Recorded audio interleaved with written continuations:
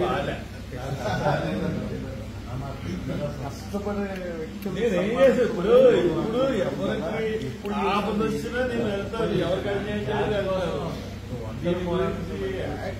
ఆయన అన్యాయంగా చంపించారు.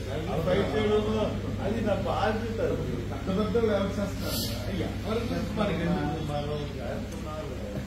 అంతమంది పోలీసులు లాక్కెళ్తుంటే మీరు వెళ్తున్నారు. అది ఒక హైలైట్ అండి అది. పోలీసులు 70 మంది లాగుంటారండి. 15 నిమిషాలు అది వల్ల అవలేకపోయింది. అంటే దేవుడు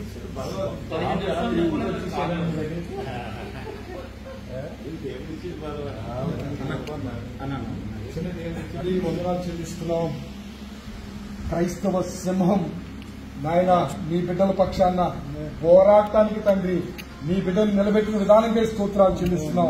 హర్ష్ కుమార్ గారిని వారి బిడ్డలు తండ్రి ఎంతగానో రాజమండ్రి పట్టణంలో తండ్రి క్రైస్తవుల కోసం నిలబడిన విధానం ఏదైతే ఉందో దేశం మొత్తం ప్రపంచం మొత్తం తెలియడానికి మీరు ఇచ్చిన కృపగా వందనాలు. మీ బిడ్డలు చేస్తున్న ప్రతి పనిలో మీరు తోడుగుండండి. మీ దక్షిణ హస్తాన్ని బిడ్డలపై ఉంచమని ప్రార్థన చేస్తున్నాం. మీ కనికరం చూపించండి. బిడ్డలతో మీరు ఉండమని ప్రార్థన చేస్తున్నాం.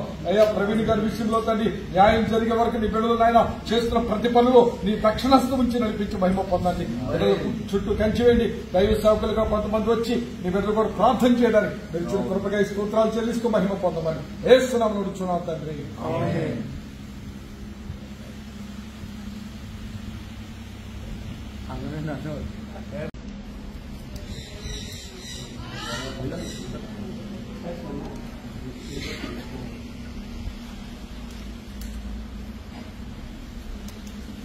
దేవుడు మీరు మాకు ఇచ్చిన వరం అన్నయ్య.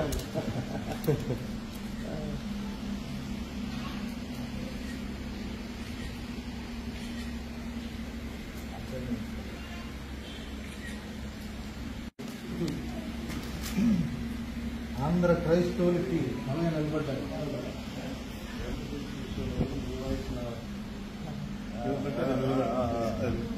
నేను చాలా గట్టిచ్చాను.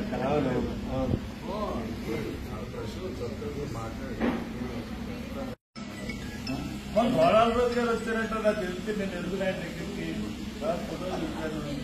గోడాల రోజు గారికి తెలియదు కదా.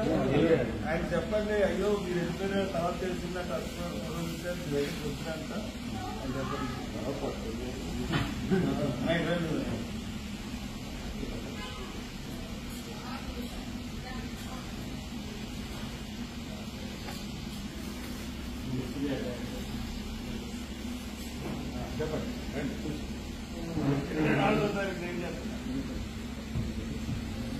ఖచ్చితంగా అవుతారని నా పేరు జయపడి.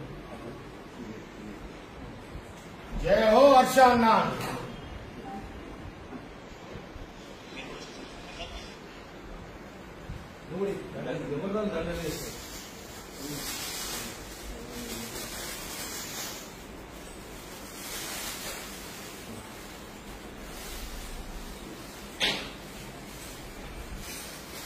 జయ హో హర్ష అన్న.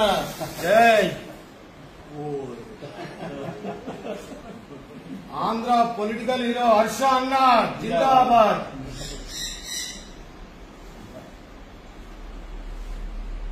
నువ్వు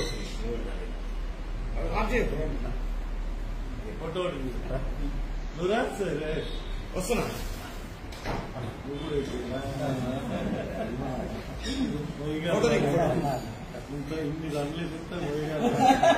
అన్నా రేపు భారతదేశం